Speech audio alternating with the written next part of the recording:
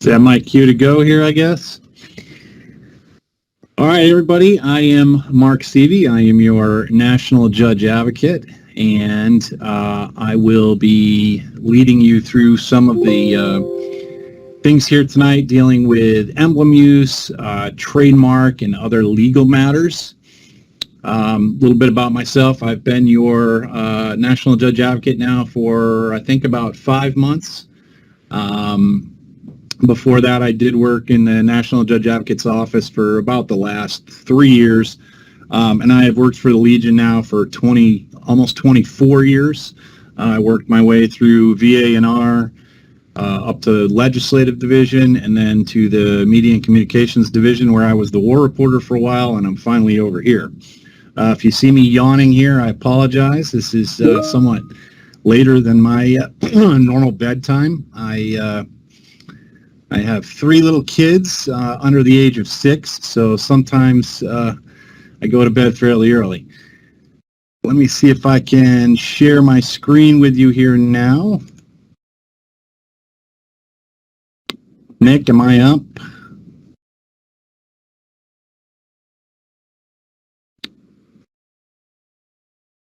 Michelle, can you? Yes, we do see it. It just needs to be made full screen. Is it over there? How's that? Nope, we lost it again. All right. Love technology. Yeah. All right. We had it working perfect a minute ago. There you go. Yeah, view full screen. That's what we need. Full screen.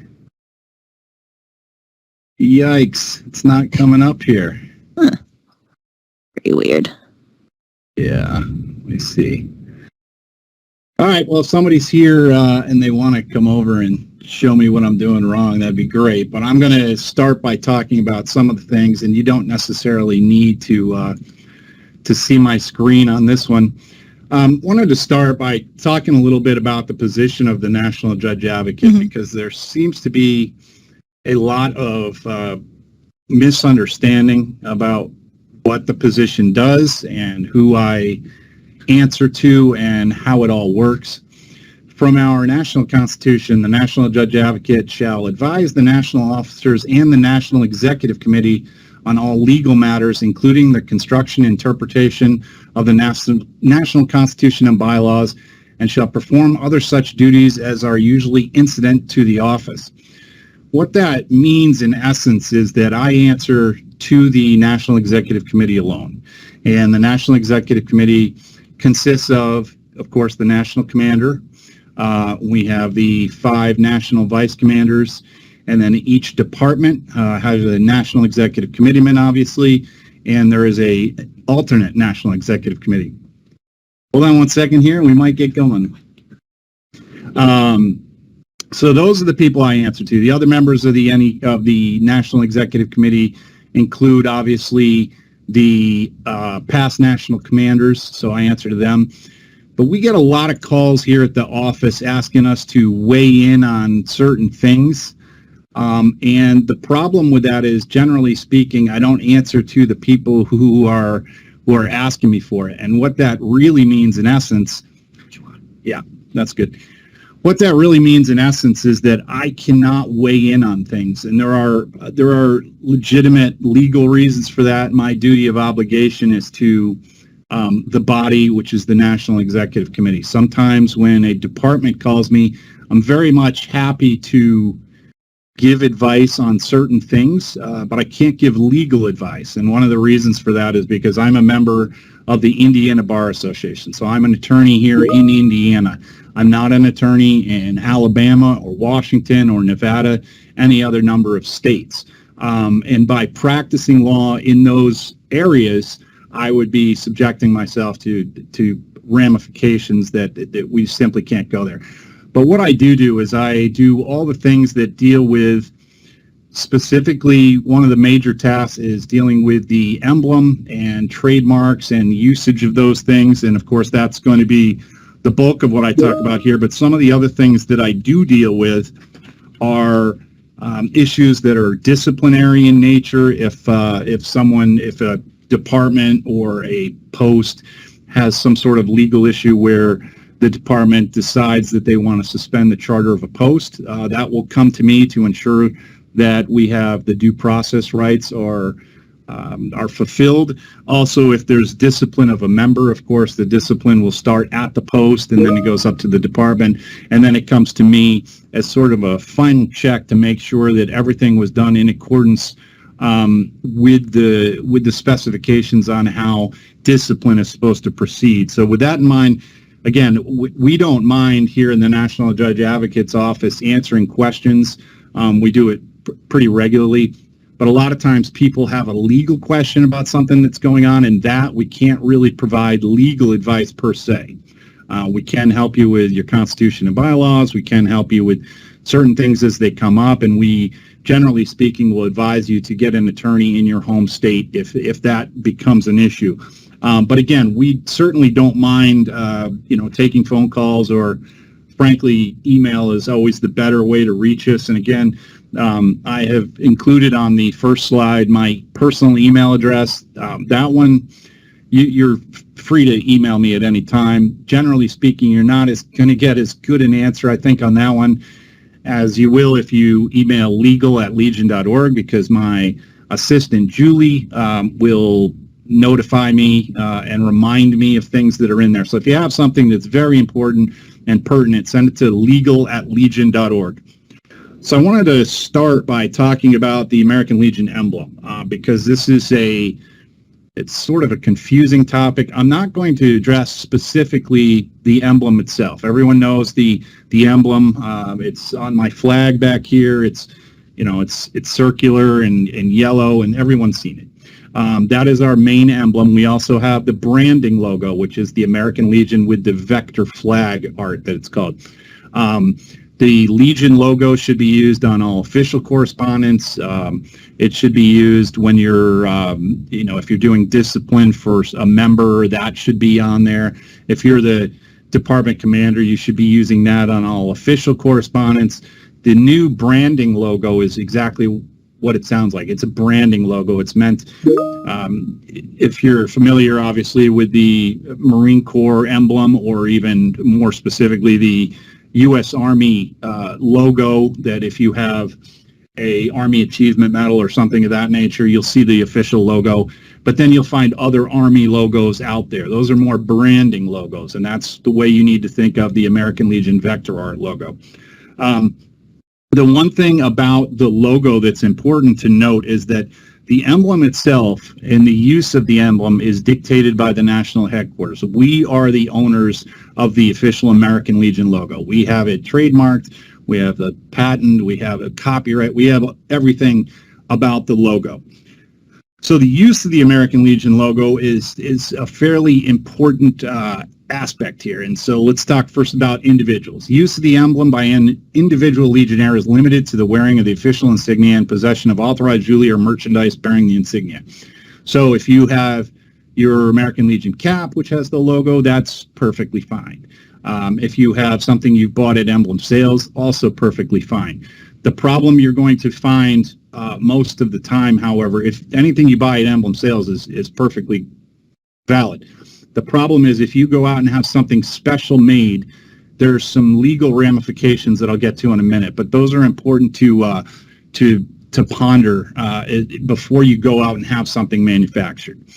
Post and department. Post may use the emblem or reproduction of the emblem on stationery, post publications, notices, placards, etc. Any other use of the name American Legion or the emblem will be subject to the approval of the National Adjutant in accordance with Resolution Number 1. Again, for most of your legitimate business that you're going to do, you can use the logo, and that's perfectly fine. Where you're going to run into problems is if you have like a new banner made up that might have other things on it. You're going to want to talk to us first, and again, I'll tell you about that in a minute. But most of it has to do with trademark law compliance. All programs, associations, and corporations using the name and emblem of the American Legion may only do so with our permission. And again, we will discuss that here in just a minute. One of the bigger questions is, all right, well, how can I request, I want to use the logo for something. How do I request it? And we've got a whole bunch of information here. And again, you'll be able to look at some of this stuff. One of the more important aspects, and this is why it's important to notify us before you have anything made up. For instance, if you have challenge coins made up, that's perfectly fine, but you need to get them through emblem sales. And the reason I'm saying that is because of a criminal code. All right, so we've been talking about ownership of the trademarks and the copyrights and all these other all the other things intrinsic with that. The trademark office runs them. There is a special code within the U.S. Criminal Code, 18 U.S.C. Section 705, and what that says is that it's illegal to manufacture the emblem of a veteran service organization without the written consent of that organization. So, for instance, if you decide that you want to have some T-shirts made up for your post, and so you contact local T-shirt company and you say, I would like you to print me up 500 T-shirts that I'm going to sell. The problem is that manufacturer, generally speaking, is not going to know that what he's doing is actually violating criminal law because he is manufacturing something with the trademark of the American Legion on it, whether it's got the name, because the name is protected, or it has the emblem. Either way, that can subject the person who manufactures it to the United States Criminal Code. And that's obviously something very serious, and we don't want that to happen. So most of the time, when you come to the American Legion and you say, I would like item X, what the American Legion emblem sales is going to do is they're going to see if we have that product available, if we ourselves design it, manufacture it. There are two things. First is they're going to make sure that the use of the emblem is in compliance with all of our resolutions and our other things. I could go on and on and on about the emblem, but basically many of you have probably heard of the no touchy rule that my predecessor, National Judge Advocate, was very outspoken on. And what that basically is anytime that we use our logo in a manner that's not in accordance with the trademark that we have, it diminishes the trademark a little bit. And eventually it will, essentially the trademark office will determine that we basically abandoned the original trademark. So we don't want to dilute it. And what I mean by diluting it is if you take our emblem and you start adding all kinds of accoutrements to it, things hanging down or things partially in front of it, or even if you take the emblem and you put it into other pictures. And the one I see most often, which I have been pretty adamant that we not do, is to put it on an image of the United States flag. First of all, it violates the United States Flag Code, which is itself not a great thing since we drafted the Flag Code.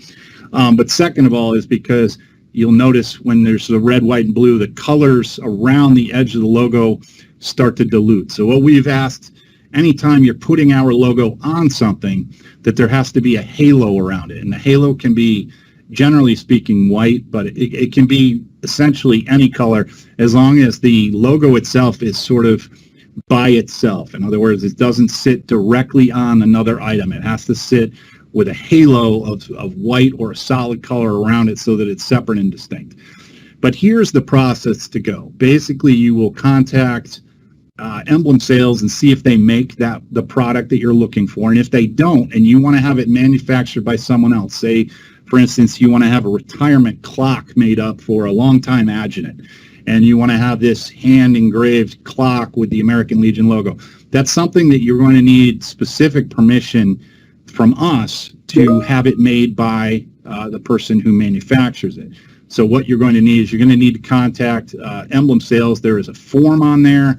It's actually in several of our things, and you can find it specifically at emblem.legion.org. But the form there, you need to fill it out. It will go to your department headquarters, and they will basically sign off and say, yes, we would like to see this product. And then it will come to Emblem Sales. Emblem Sales will generally check with me if it's sort of out of the ordinary, and then I will either give it the thumbs up or the thumbs down, and then they speak with the national adjutant who also okays it. So that's the basic gist of how to use the emblem and trademark. I could do an entire session on that, but there's a couple of other issues that I wanted to talk about because they're issues that come up repeatedly. They actually come up all the time, and it deals with the structure of the American Legion and how we're set up. And I think those things, I think it's better off with your time if I talk about some of those. So let's talk about the American Legion. Of course, everyone knows we were founded in 1919. Everyone knows that we are chartered by the United States Congress. If you look in, everyone's probably heard of the U.S. Code. That is it's all of our laws are in some sort of U.S. Code. In this case, the American Legion is in Title 36, which generally speaking deals with veterans. But the way to cite to this is 36 U.S.C. Chapter 217, and 217 deals with the American Legion. And you can see here within Chapter 217, we have 21701 through 21708. 21701 sets up the basic gist of what the organization is. 202, or 702 rather, sets up the purposes. And we talk about all the other things that go into what the American Legion is. And again, Congress dictates this. Anytime we want to change things that we're doing, the general nature of the American Legion, we have to go back to Congress and ask them. So many of you will remember the Legion Act that was passed here recently.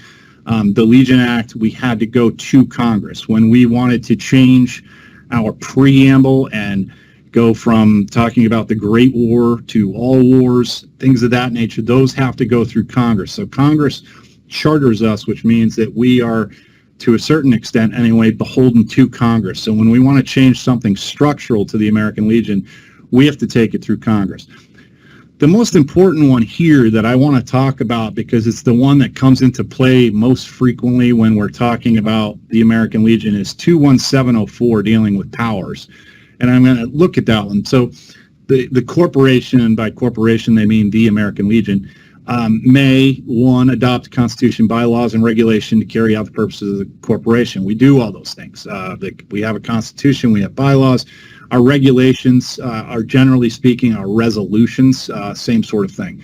And number two was adopt and alter a corporate seal. That is our emblem, which, again, we run into interesting problems when there are people, foreign, usually manufacturers of knockoff American Legion goods. If you go on the Amazon.coms or Wish.coms of the world, you will find some knockoff American Legion stuff.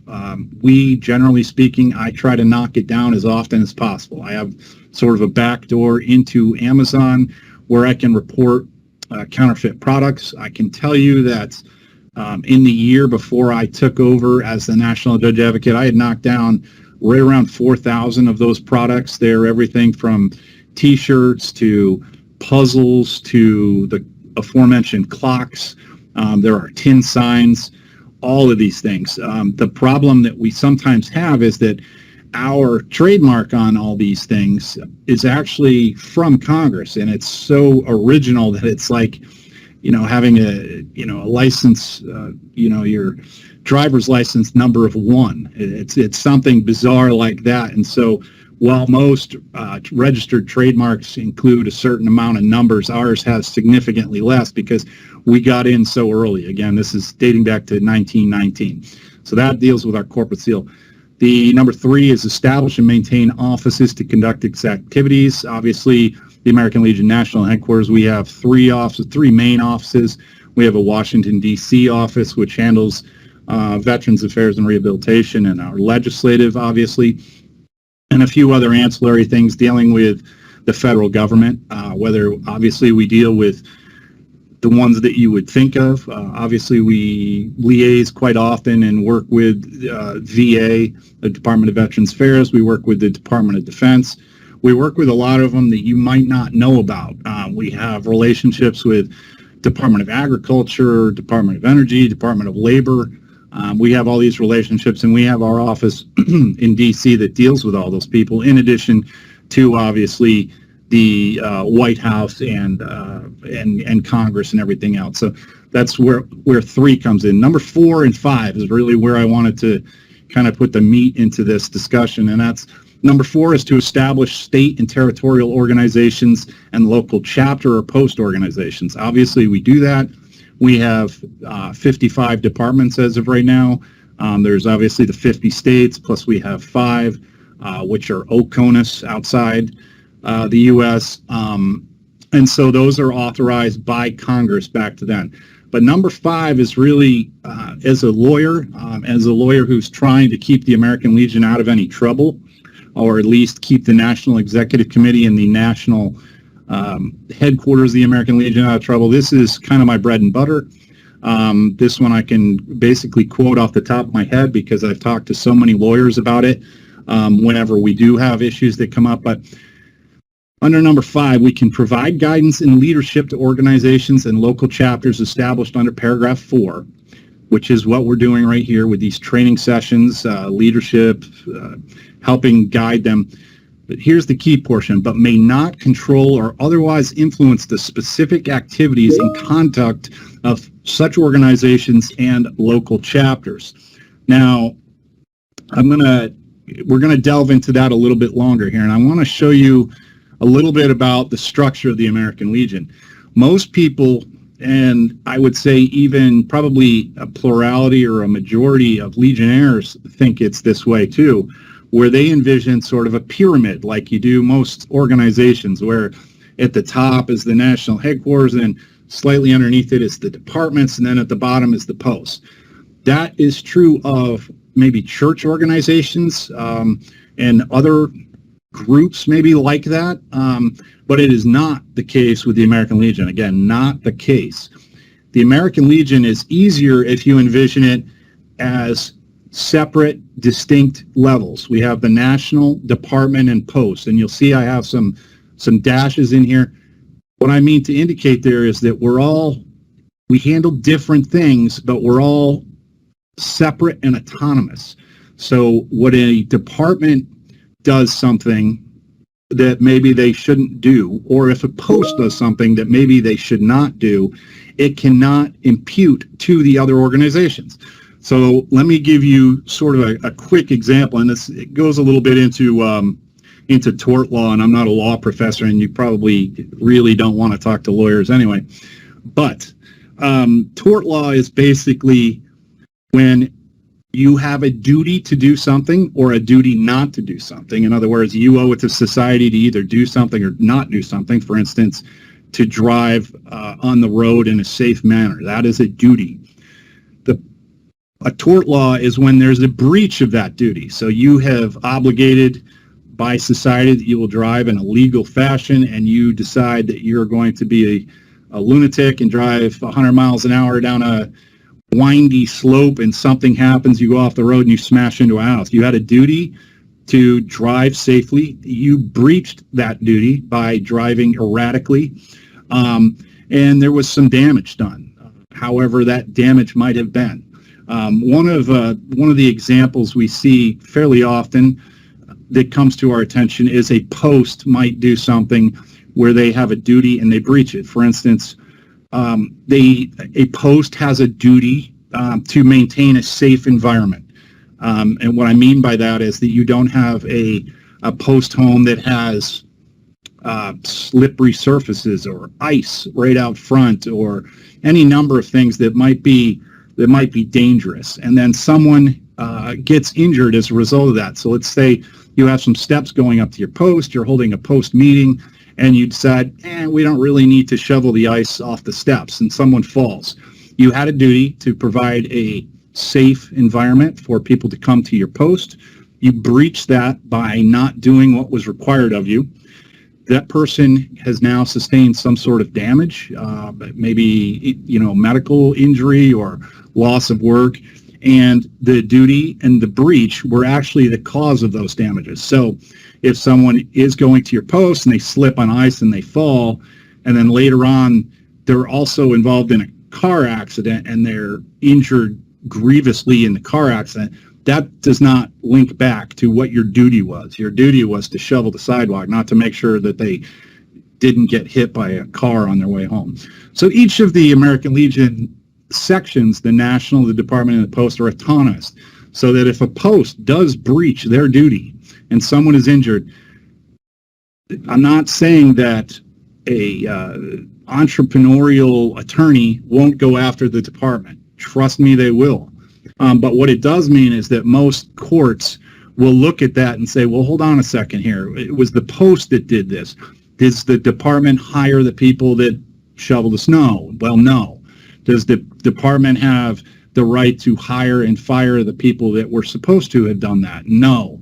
And the same is true with national. If the department decided to hold an event at a department headquarters where, you know, the entire department decided to go skydiving and someone was injured, is that the fault of national? Well, no, it's not. It might not be a wonderful idea that the department came up with, but it's not national's job to make sure that all of your ideas are genius ones. Each of the groups is going to be separate and autonomous. Hopefully, each is incorporated and has their own different EINs, or employer identification. Each of them will own property, whether that property involves actual physical location, a building, but it will at the very least have something, probably has their own checking account, and they will operate independently. Each of them must have their own constitution and bylaws. They must follow the resolutions that National has passed, and they have to have insurance. Now, the insurance issue comes up because what happens occasionally is that when a Post does screw up, these entrepreneurial attorneys for the plaintiffs will sue the department, and they will sue National. Does the American Legion National Headquarters have anything to do with a Legion post in Batavia, New York, or something of that nature? No. But what will happen is we will have to hire lawyers and do all these other things. So the insurance aspect is basically your post should be covered by insurance, and the American Legion National Headquarters should be an additional insured. Generally speaking, there shouldn't be a cost associated with having National as an additional insured. Sometimes there is to rewrite the policy, so it might be a sort of a small, it might be a small fee to change it. But either way, it's important because the National Headquarters is going to get sued either way, and we shouldn't be forced to foot that bill when it might be the Post or someone else that does that. The one big change in this, again, is that the National does own the emblem. And we do have some certain mechanisms that I'm going to talk about here in a little bit where we do come into play. But in terms of any obligation that you might have to the public at large, that is going to be completely separate from National. Post, Department, National. We're all across the board. We're separate and autonomous is really the key here. So when a Post gets sued for something, calling me is not going to do any good because, one, National is not hopefully involved at all. And if we are involved, then it would be inappropriate for me to offer any legal advice when we at National Headquarters are also someone who's being sued. So when the National Headquarters gets sued, I have to answer it. And the last thing I want to do is explain why I was having conversations with the Post when the Post might be a separate defendant in that case. It doesn't come up very often, but questions about these things do come up all the time. Now, one of the things that we do have is obviously the National American Legion has resolutions, and everyone needs to basically follow the resolutions. If the American Legion has a resolution calling for X, whatever X might be, let's say increased funding for military defense, a Legion post is not authorized to just sort of go off on their own and start doing press conferences calling for lowering the defense budget. You need to actually follow the resolutions. They need to be in line. National Headquarters doesn't make the resolutions. I don't play a part in drafting the resolutions generally. I don't get to vote on the resolutions. Resolutions are supposed to come up from the Post through the department and then up to National. And then when I say National in that sense, it's the National Executive Committee will look at them, or obviously once a year, the National Convention will look at them. And it's important to understand the distinction on that.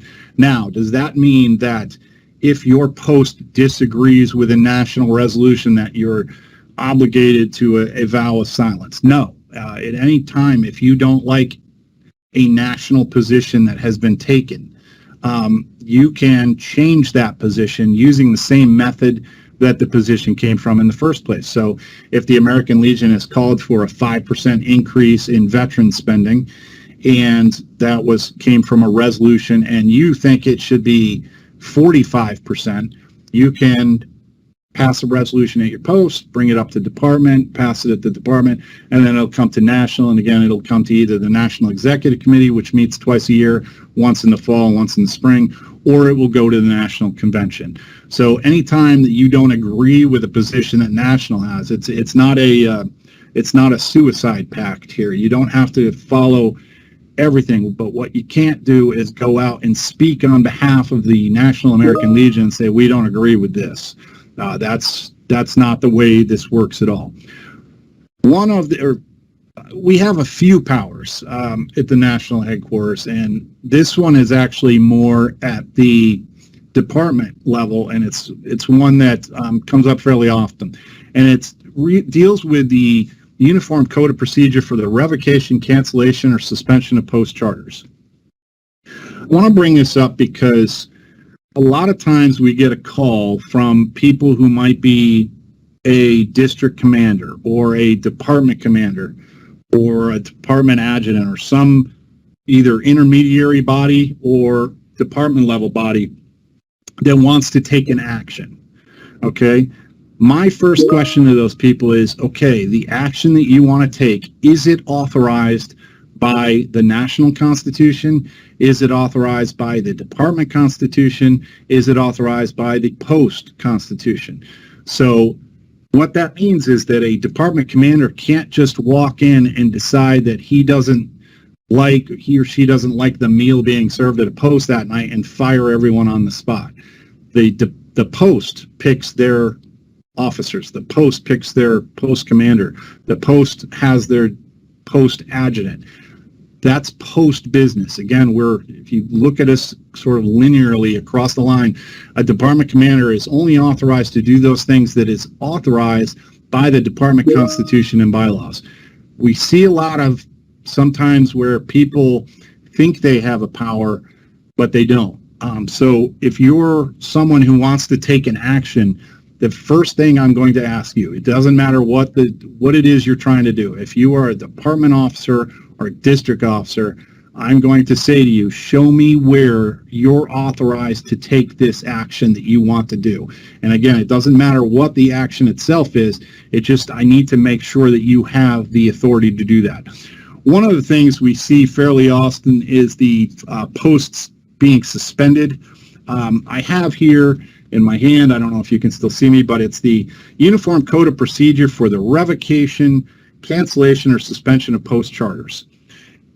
Before anyone starts suspending posts, or if your post is in the process of being suspended, I would highly recommend you look through this document. It is, 7 pages long it appears to be. It deals with the charges, the resolution of the Department Executive Committee, the complaint, service, answer, the trial, how all of these things have to transpire. And if at any point anything within the Uniform Code is not followed, it makes everything that follows it moot. And what I mean by that is if something required, so for instance, I'll say with post chargers, when you're talking about the charge itself, it says here that a charge than any post should, for any good and sufficient cause, have its charter canceled, suspended, or revoked, may be initiated by an intermediate body between the post and the department, or by any 3 posts of the department in which the post accused is located, or the department executive committee. A charge may be withdrawn only at the consent of the department commander. So if you're a member of Post 26, you cannot charge the post commander of Post 58 with some sort of charge. That's not the way it works. It has to be absolutely in accord with the procedures. One of the sections within that talks about a certified or attested copy of the resolution authorizing the filing of that charge. If there's no authorization, I'm going to toss it right back, because you need to make sure that all of these provisions within the Uniform Code are followed. Now, this is also true with department suspensions. This does not come up very often, thankfully, but it's the same sort of thing. A department can be suspended, and departments have been suspended. Generally speaking, that happens when 3 posts within it, and I'll read section 1 here because I think it's pretty illustrative of what's happening here. A charge that any department should, for any good and sufficient cause, have its charter canceled, suspended, or revoked may be initiated by a department of the American Legion in good standing or by any 3 posts of the department accused or the National Executive Committee. A charge may be withdrawn only by the National Commander. So what that means basically is that if 3 posts within a department decide to complain to the National Executive Committee and they have followed the procedures, they have passed a resolution calling for the department to be suspended or have their charter revoked or something, that is something that National will look at. It's actually exactly the same as how a post works within a department. A department works the same way. Again, luckily, this does not come up very often. Here is what does come up, and this is a question that I get all the time. This unfortunately takes up a lot of my time because people, for some reason, don't seem to want to read through the actual process by which discipline is handled within the American Legion. I understand the inclination that if someone is a perpetual thorn in your side and you can't get anything done within that post, especially if you're at the department or the district level and there's just someone who is really rebuffing everything you want to do and you want to throw them out. I understand the inclination, but again, I go back to my original question. Do you have the authority to do what you think you want to do? So here is what I would encourage anyone who is any part, whether you're the disciplining party or whether you are being disciplined. And what I'm referring to here is any sort of expulsion or suspension of a member. Go and look at the 2021 Officers Guide. I have put the URL up here, legion.org publications, and search under post officers, or it's just, I guess it's called the Officers Guide now, and it's practice and procedure in the expulsion or suspension of a member of the American Legion. Now, I can tell you, because I'm holding it right here, it is 1, 2, 3, 4, it is 5 pages long, and there are numerous steps, and we're talking from the sections here, it's the process, the writ, service, alias writ, failure to make a return, service by publication, charges, and it goes all the way through how you run a trial. And I can tell you that a good 40% of the time there is some sort of error within this process. It might even be higher than that. I know that it comes to my attention a lot. And what will happen is if you are seeking to discipline a member for something, and again, there are various reasons, and those will be in your Constitution and bylaws or in the national one that you might want to bring someone up on charges. The key thing here is to stop and say, do I have the authority to do this? The only body that's authorized to throw anyone out of the American Legion is that post itself, with one minor exception, which I'll tell you in just a second. But for the most part, if there is a Legionnaire who is troublesome, who absolutely is bringing discredit upon the American Legion, and he just flat out needs to go, that is not largely up to your decision. That's going to be that post's obligation. The post is the final arbiter of who is a member of that post. So if we view this person as troublesome and should not be in the American Legion, that's all good and fine. But the problem is that the final arbiter of whether they get to still be a member, whether they're thrown out or whether they're suspended, is going to be with the post. Now, what'll happen is that discipline will be brought up. The post will handle the trial, hopefully in accordance with the practice and procedures. At that point, that person will have the right to appeal that decision. That appeal will go up to the Department Executive Committee.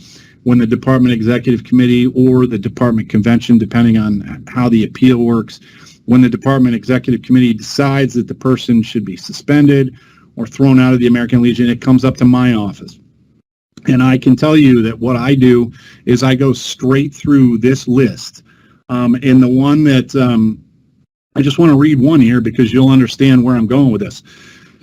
Under Section 2 of this, when it refers to a writ, the adjutant shall issue a writ dated upon the day it shall be issued and sign it, directed to the sergeant-at-arms or other members of the post in good standing, commanding that person to summon the accused to appear at the post meeting place at the next regular meeting, providing 15 days have intervened to show cause why they should not be suspended or expelled as the case may be. I can't tell you how often there will be a trial, there will, all these things will go through it. It'll get appealed to the department. The department will look at it. There's all kinds of hard feelings all over it. It'll rip the post kind of apart, and I will get it in front of me, and I will see that there were only 14 days between the time that the writ or the charge was made and when the trial occurred. I can tell you that my hands are tied, okay? That is in our Constitution and bylaws. There has to be 15 days intervening between those two. That not 14, not 14.9. There has to be 15 full days in between there. So don't try to set, you charge a guy with conduct unbecoming and you want to hold the trial next Monday. No, you have to give them 15 days. Make sure that you follow all of the practices and procedures for throwing someone out of the American Legion. It's generally speaking, that should be a last resort. Now, that does not mean that if you have a post commander who's doing some radical things or might be engaged in activity that's illegal or a detriment to the brand or something of that nature, the department can act to take that person out of their official position. So if a post commander or something has been indicted for embezzlement or theft or something of that nature, you don't need to wait the 15 days before the person is taken out of their position. You do need to wait 15 days to try to throw them out of the American Legion or suspend them. But in terms of what their position within the post is, the department, if it's an illegal act, the department executive committee can hold an emergency hearing and say, we've got to take this person out of their position of post commander because it's bringing discredit on the American Legion. And that's perfectly viable. You can remove a person from their position for a good and legal cause if it's to the detriment of the American Legion. What you can't do, though, is a whole nother procedure if you're going to throw them out of the American Legion or suspend them.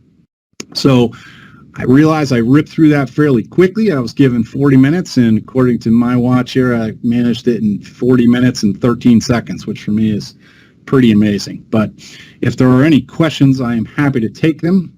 I don't know if Michelle has any to pass on to me or who might have them, but if you have any questions, I'm happy to answer them. Yeah, I do. Well, there is one. You did cover how to suspend or expel someone from their post, but what recourse does the member have if he feels that the post is dragging their feet or has a clear violation of the bylaws, as you stated? That's a good one. So if you feel that the post is violating the bylaws, the very first step is to take it to the post. If they basically blow you off, if they say, no, we don't think we are, what you can do is you can, like I had mentioned with the suspension of a post, if the complaint arises within the post, if there are others who agree with you, take it to the department.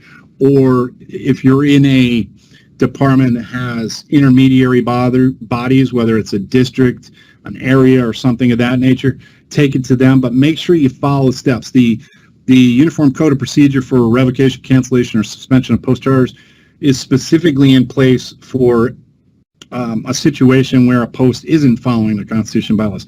And I would add that not following your Constitution and bylaws is not just a harmless thing. If you're not following your your constitution and bylaws for your post, it can give rise to legal remedies of people within the post. So those people will have the option of taking you to court over a mistake or over problems within the post. What you really don't want is you don't want to end up in court because, again, you'll have to hire a lot of lawyers. Both the post will have to hire lawyers and the people making these claims. It's better to handle it internally. And again, the best way to handle, if you think your post is being run in a fashion which is contrary to your constitution and bylaws, your first step should be to take it to the post. The post executive committee, generally speaking, can overlook that. You can take it to the general membership when you have a meeting. And failing that, take it up to your district commanders, take it up to your department commanders, your department adjutant. Usually the department judge advocate will have a pretty good handle on how things can be handled. As a last resort, you can come to me to ask me about the procedure for that. Now, what I mean by that, don't send me 9 pages explaining what's going on in your post. I have neither the authority nor the time to look at a 9-page document complaining about things happening in your post. That's not my function. But if you are unclear on how to go about doing something, you can always contact us and we'll direct you. Specifically, though, for the most part, what we encourage our people to do is to contact your department judge advocate. And if you don't like his or her answer on how they're handling it, ask them to contact me. Ask the department judge advocate to contact me, and I'm happy to talk to our department judge advocates. We have a wide breadth of department judge advocates. I know of departments that have a judge advocate who are longtime seasoned legal professionals, judges, lawyers, general counsels, and then we have the other end of the spectrum where there weren't any lawyers stepping up, so somebody stepped up to be the department judge advocate. I certainly do not discriminate in any way, shape, or form on the basis of whether they have a law degree. Kind of the long-time joke is that criminal defense attorneys would rather spend time with their clients than lawyers. And while I'm not a criminal defense attorney, I understand the sentiment sometimes, but I'm here to kind of guide the department judge advocates. So anytime they have questions, they are absolutely free to contact me. Okay, Mark, this is Kevin. We have a question. Must department allow the accused an appeal? Yes.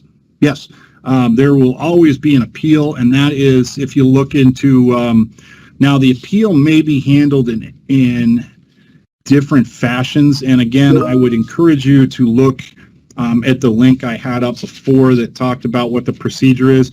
The question comes in with what does the appeal consist of, and that does change depending on what department you are in and how the department is set up. So again, not to go too far down the legal route, but there are 3 ways one might appeal a decision, okay? And the department can look at it 3 ways. The first is what's called a de novo trial, which means you've had the trial at the post, the person appeals it, and the department's like, okay, let's bring in all the witnesses, let's hear the case again. That's not a route that I particularly care for, but it's how some departments do it. The more common one is to appeal on the basis of 2 things. The first is procedural due process. That means that, hey, my post was supposed to give me 15 days and they gave me 48 hours. That is 100% an appealable thing. They were supposed to have a written charge and no one's ever supplied me with a charge. That's a real thing. And going back to the other question, that if someone is sort of under a charge and then no action happens on it, I would do what's called an interlocutory appeal, which means like they haven't even heard my case and they're just stalling. They're, a member in good standing so that you can transfer posts means that you don't have any disciplinary things filed against you. There's no charges pending. And the idea behind that was so that somebody couldn't find out, oh, I'm being charged by my post, let me go find a new post. No, that's not what the process is supposed to be. So if a post is kind of holding you hostage by not moving on the charge itself. You can appeal that to the Department Executive Committee. And the third way is that, one person is alleged to have used profanity in public or something, and they've been charged with conduct unbecoming, and the post has decided they're going to throw the member out. Well, that's kind of like giving someone 2 years in prison for jaywalking. Like, this is not really a thing. And what that is substantive due process. That, yeah, they followed all the procedures, but they're giving me basically an American Legion death sentence for something that everyone else is doing as well. So those are the three things. There's a de novo trial, substantive due process, which means the punishment needs to fit the crime, and procedural due process, which means they have to follow the rules in order to find you guilty, to suspend you, or to throw you out of the American Legion. All right, Mark. So there's additional information for that. For an appeal, is there a time limit to appeal? There is, and it's generally speaking, it's written down. It's usually in the Constitution and bylaws for the department. I don't know the specifics, and I'll tell you what, when I come up with it, it may very well be within, here we go. Within 40 days after judgment of expulsion or suspension and recorded, the accused may take an appeal in manner and form as set forth in this section in the bylaws, basically within 40 days. Now, if there's some extenuating circumstance, if someone charges you with conduct unbecoming and you happen to have left on a 2-month mission trip to India, obviously the 40 days, that's not procedural due process, because you weren't even aware, you didn't have a chance to defend yourself. And the other time we kind of see it is when there is an issue. Oh, I lost my train of thought. Basically, that the person wants to go and get some legal help if they don't really understand the nature of the charges against them, or they want some help. You should, generally speaking, give them a chance to get that. The 15 days is, there must be at least 15 days. But if the person is making a good faith effort to face the charges, but needs a little bit more time because they can't make it to the trial or something, now that doesn't mean you just keep making up excuses. Oh, I've got the flu. Oh, I'm going to be gone. Those are issues where that's not going to work. But if a person's, hey, your trial's on September 1, and the person says, well, that's my mom's birthday and she's 96. I'd kind of like to, I would encourage posts or whoever's handling that to look at it and be kind of equitable, because otherwise we just look like we're being petty and vindictive. All right. Mark, I have a question. So the emblem use guide, is that being updated to include our new brand logo as well? Yeah, and I believe that is out. Awesome. I say that not having read it. As you might imagine, taking over National Judge Advocate has been a fairly steep learning curve, and the questions I get on a daily basis are really, they're not what I would have anticipated before. So this morning I got in here at 5 in the morning. It's now 8. This is kind of not an abnormal day for me, unfortunately. And I haven't really had a chance to read the marketing guide, but the new marketing logo, I do believe, does have an emblem guide. We're trying to incorporate the branding one with the emblem, and that's, as they say, a work in progress. But each of them individually do have a guide on how to use them properly, what to use when. And again, I realize that giving you a global rule sometimes doesn't guide specific acts, but if you're branding, if you're trying to reach out to the public, you're going to want to use the branding one. If you're writing an official letter if the Post is contacting a member of Congress about an issue that's important to them, I would, generally speaking, use the official logo, not the marketing one. But the guides will go into that a little more deeply than I really have the ability to right now. Perfect. Thank you so much. Great information. from our National Judge Advocate and great questions from our attendees. We appreciate you all coming. This concludes our Training Tuesday. Again, if you have any questions specifically for the National Judge Advocate, you can reach him at legal@legion.org, or you can also reach us in Internal Affairs at ia@legion.org. We appreciate your attendance. Please join us again on March 29th when the Media Relations Deputy Director, John Rotter, will present the new Public Relations Toolkit. Everyone have a good evening and stay well. Thank you.